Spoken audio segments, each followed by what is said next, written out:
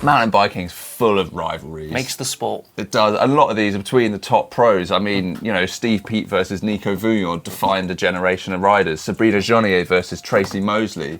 Tracey Moseley versus Rachel Atherton. Rachel Atherton versus Manon Carpenter. Nina Schurter versus Julian Absalon. Brandon Semenuk versus Brett Reeder, duking it out for Crankworks. But it's not just about pro riders, is it? No, it's all about the brands within that sport as well, going head to head. Definitely, and there's a lot of areas in mountain bike actually where it has ended up being two big brands, and that really feeds into this cultural rivalry, and it's not one's better than the other, it's just people like to fall into that camp, and maybe that's what they pick. Yeah. We're going to look at a few of those today and go through some of those biggest head-to-heads.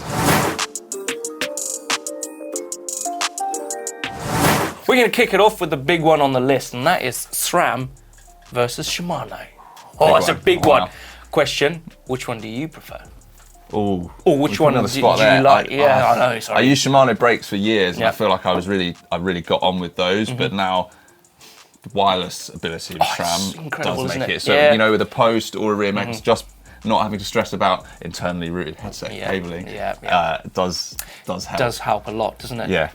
But yeah, I mean, typically drivetrains is what they've sort of been competing on. Obviously, SRAM have sort of consolidated other brands over the years, Avid, Truvative, RockShox. They're kind of... Zip was a good one as well, a pretty complete package. Yeah. Shimano maybe not competing suspension, but everywhere else.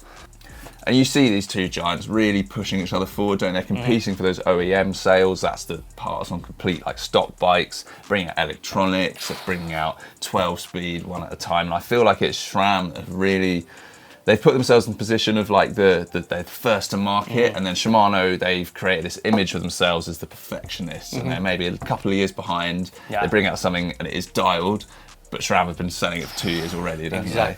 It, at the end of the day, it's all about the two companies pushing the limits and the progression within that industry. Which is only a good thing for us. It's only a good thing for us. It just elevates it all. Exactly, but it does push up the prices though, at the end of the day.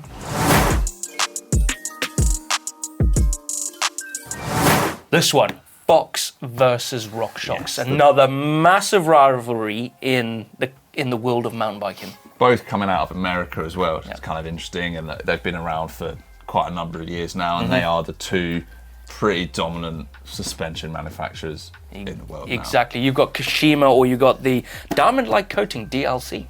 Is that what it stands for? That's what it stands for, Diamond-Like Coating. Float Solo Air as well. So you've got Flight Attendant versus Live Valve. Very good. Electronic suspension controlling. Charger versus Fit. So dampers. Exactly, yeah. All of these terms, I think once you've been in mountain biking for a certain amount of time, they conjure something up for you. It speaks, all these little terms have become like Hoover or something like that. They're synonymous with a thing, and they show how well these suspension manufacturers have just taken over. Yeah, they really have, haven't they? They kind of fulfill everything now. I think the gold is very attractive.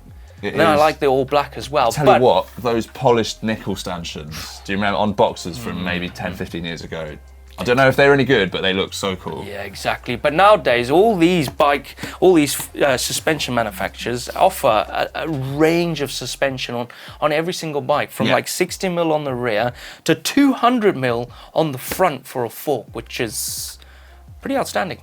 I guess the thing with RockShox, they've actually captured the whole spread of the market quite well. They do focus on their value forks, and things like Judy you see on a lot of more entry-level hardtails, for example. But they also have got World Cup winning SIDs and boxers. Fox, maybe they are premium products, or they like to be thought of like that, and they're focusing on the top, really expensive but good forks and shocks. But I think they are competing in pretty level playing field, and you see that played out in the equal numbers of both. They've got those little colour differences. Exactly. But at the end of the day, they all do exactly the same thing. They go up and down, they make the trail a lot smoother for you. It's all personal preference. Do you like the gold? Do you like the all black or the orange lowers? It's iconic, isn't it? It is iconic, yeah. But let us know in the comments down below. Which one do you prefer? Fox or RockShox or other brands?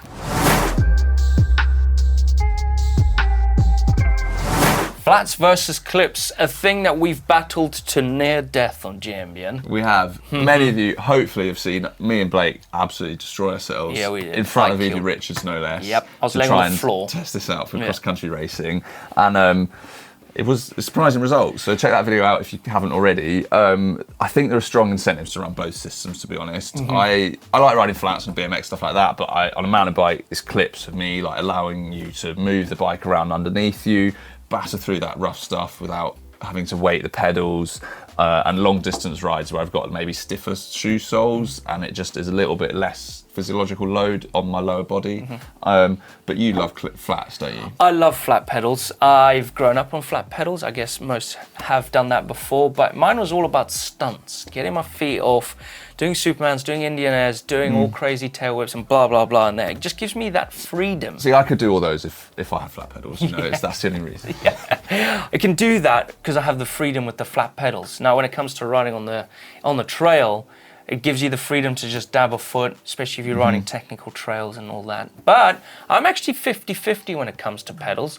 On a hardtail, I 100% agree with running clipless pedals because, like you've just said, you unweight yourself, you can maneuver the bike, you can manipulate it a little bit more, well, a lot more on the trail than you would with flats.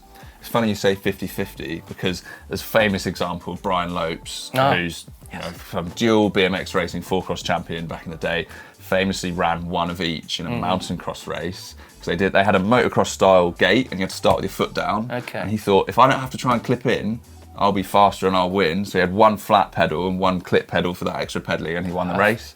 Clever. That's pretty forward thinking, and there's been lots of World Cups won over the years, flat pedals, clipless pedals. Yeah, Sam in downhill, I should say. Sam Hill. Chris Kavarik as well. Yes, exactly. Don't think we'll see a World Cup XC race won on flats. I don't think so either.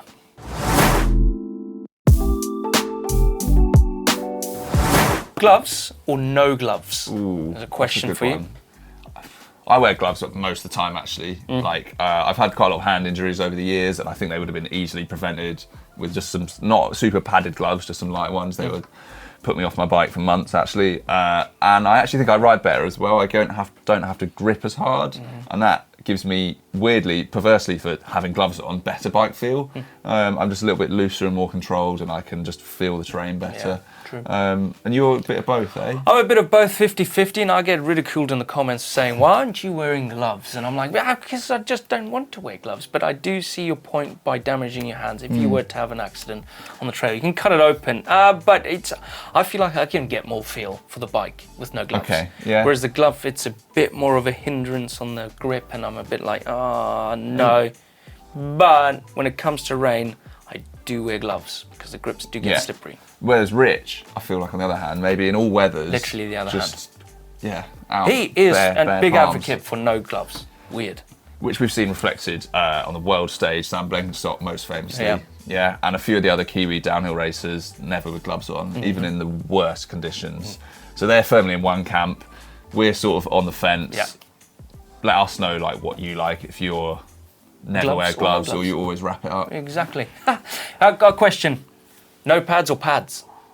I feel like I started wearing knee pads maybe a year or two ago, and now I almost always wear them. Yeah, but just knee pads. Yeah, I wear pads, knee pads, and a chamois, no matter what. Weird.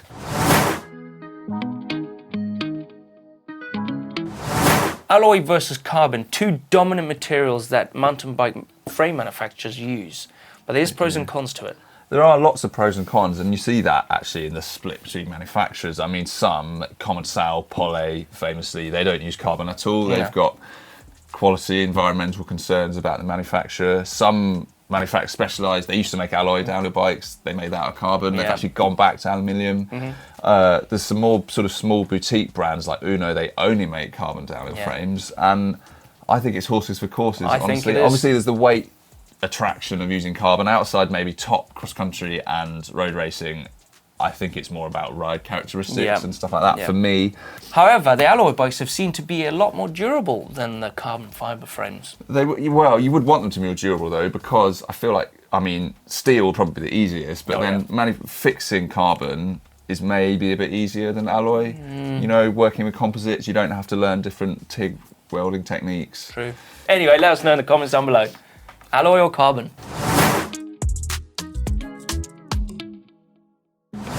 Right, I got one for you, and I know which one you're going to choose. It's data or no data when out riding. Wow. But this is a big it is, bubble. There are so many different because that could mean training data, or it's maps, or it's racing for a particular trail. There's so many different apps now, and you're right, I probably do use it a lot. Yeah, you do. Whereas you're more on the fence? Yeah, I'm more on the no data side, but you can't get away from it. You can't really get away from it. Now, if I go for a normal ride, doesn't matter. I don't care about the numbers. But it is actually quite interesting to see how much power you would put down. But I'm not about the numbers when I go out riding. But when it comes to bike packing or on a big, long, epic ride, then I would plan my route online, and then I'll transfer it onto my Garmin, and I'll follow whatever it says on my little head unit on the bike. Now, that's where I would use my data. Yeah, but the numbers? Nah. It's funny. I'm probably the I do make routes, but a lot of the time, actually, when I'm out on a ride, I like to make it up in my head a bit, and I really value figuring out and I like just working out a route in my head. But then I will have the climbing or my heart rate or some kind of training data instead, and I'll be trying to maybe set a fast time on a trail and look at that later. I try not to get too hung up on it and have a little bit of perspective of analog rides, but maybe not quite as other people, because it is very hard to let it go. It's very hard to let it go, especially if you've done training for a long time. Yeah, you just chasing get super numbers set is in your something ways. that I know people do a lot of, and it can ruin a ride. Yeah. There we go. Don't let it ruin your rides. Let us know. Do you use products like that? Do you use the data or no data? I'm a no data kind of guy. It's just no one knows where he is. No, exactly. So there we have it. Big rivalries in the mountain biking world. So many as well that we've just not touched on today. So please shout about your favourite ones and what maybe you want to hear us talk about next. Yeah. Which one do you prefer? Data, no data? Carbon, no carbon? You know, Flats all that. versus clips. Everything. There's a lot out there. Let us know your comments down below, downstairs. Anyway, give us a thumbs up, like, and we'll see you next time. See ya.